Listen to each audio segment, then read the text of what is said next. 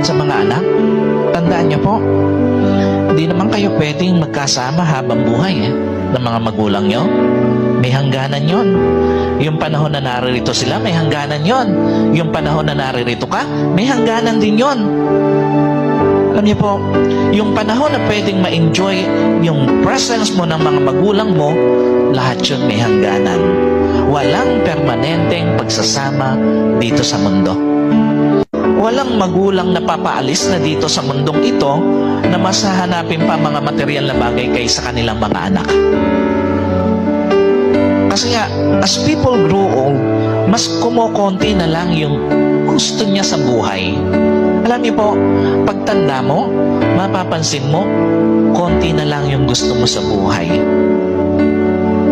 Hindi lahat ng moment, pera o material ang kailangan ng isang magulang.